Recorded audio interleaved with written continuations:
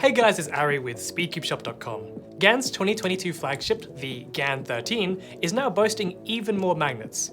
Yes, you heard that right. They added more magnets despite already having added magnets in the corners, the edges, the core, and the centerpieces in the GAN 12. Oh, and did I mention it's almost 85 bucks? Is it worth the price? Let's find out.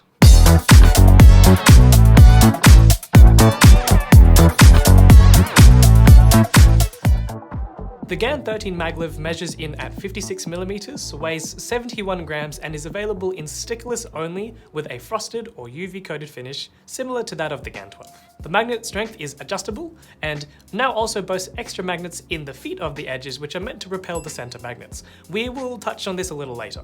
The GAN 13 is priced at $77.95 US for the frosted stickerless option and $83.95 for the UV coated option. The GAN 13's box design is completely different to that of the GAN 12 and its predecessors. It unfolds similarly to the GAN mirror blocks and houses both the cube box and accessories box along with a GAN 13 plastic card with a serial number on it. The white box is a new design as well and is held together with magnets. FYI, the adjustment tool is located inside the white cube box right here. The accessories are housed in a black box which includes a storage bag, a 3x3 solving guide, a cube station card, and importantly, a guide on how to adjust the GAN 13, as the core adjustment system has been changed from the GAN 12. Hope you can read Chinese. As part of the course for most flagship SpeedCubes nowadays, the GAN 13 features both a dual adjustment system in the core and adjustable magnet strength in the corner pieces. The adjustment system remains relatively easy. We will go over those changes in a second. There are 6 center travel settings, or would-be screw distance settings, and 6 tension settings, as GAN puts it, or would-be compression settings in the GAN 13, but it is MagLev, so you're not compressing springs. To adjust the center travel, pop off the center cap and take the little SIM card ejector-esque tool conveniently located in the white GAN box in the front and insert it into the little notch on the top rim of the cube. The notch corresponds to the numbers on the inside of the cube. By using the metal tool, you can turn it clockwise, changing the tension settings. For center travel, 6 is the loosest setting and 1 is the tightest. For the MagLev adjustment, or as GAN is entered in the manual tension adjustment, the outer gear is adjusted in a similar fashion, with a little notch in the centerpiece itself that indicates which setting the tension is on.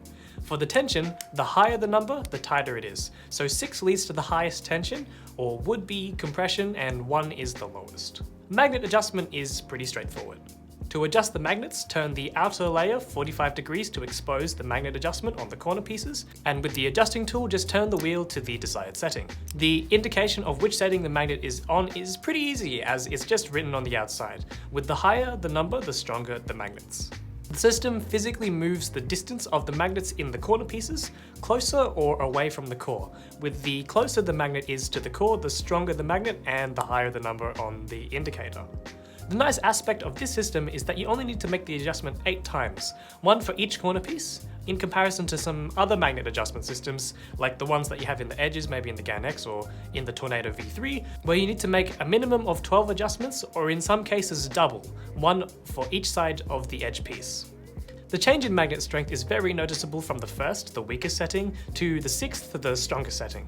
However, I think the magnet strength doesn't change the feel as much as if let's say you added more magnets to the cube, or like you added in some magnets to the RS3M, as when turning the cube slowly, the higher strength is noticeable, but when turning the cube faster, it doesn't feel as drastic of a change.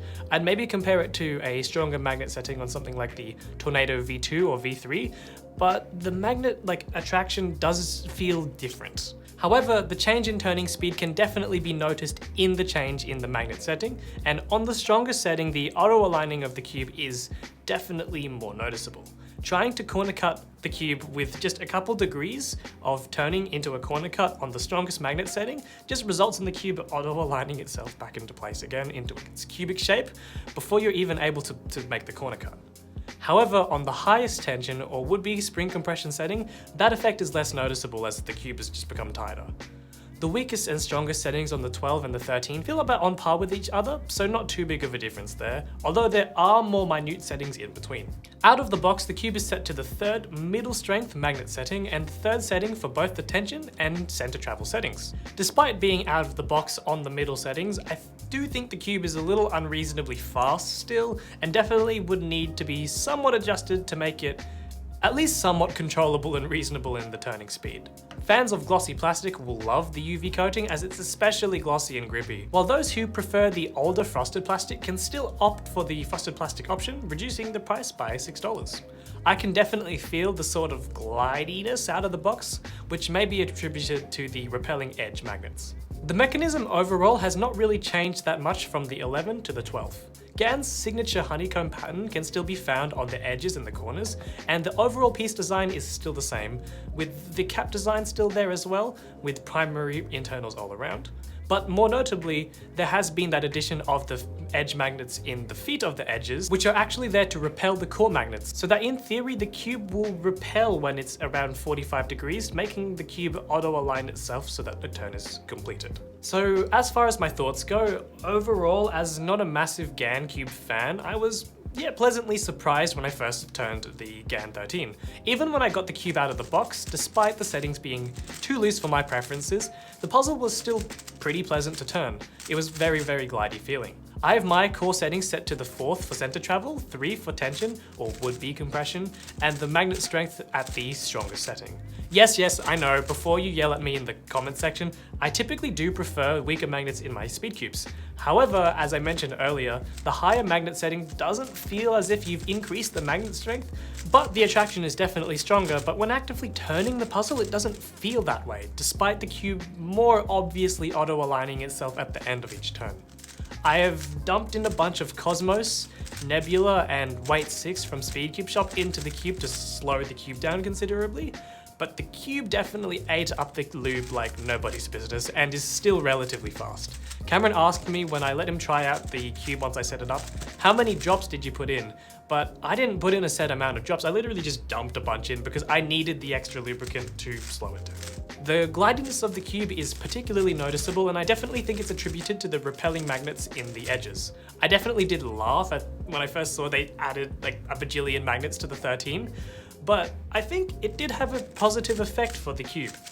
In comparison to the 12, it's definitely marginal gains, but if you don't own a 12 or you're a GAN cube fan, you won't be disappointed by all means by the 13.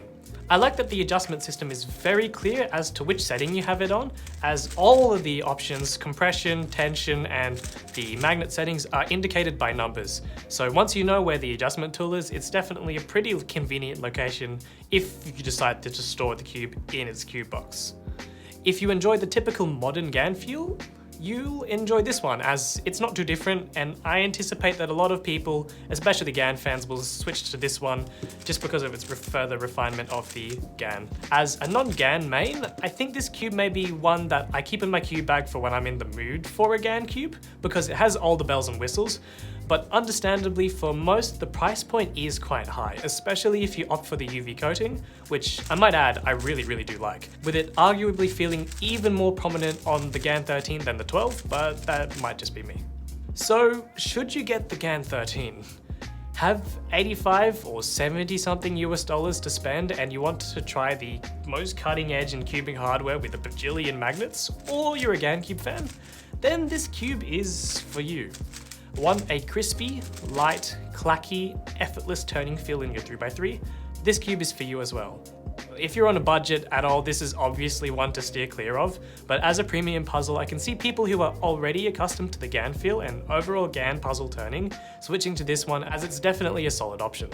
You can pick one up in the card above or in the link in the description at SpeedCubeShop.com, and I definitely recommend adding some Nebula to this, some Cosmos, or some thicker weighted lube to slow this cube down, as it does need it.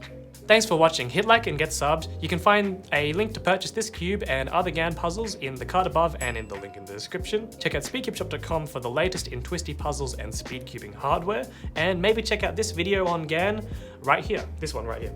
Thanks for watching.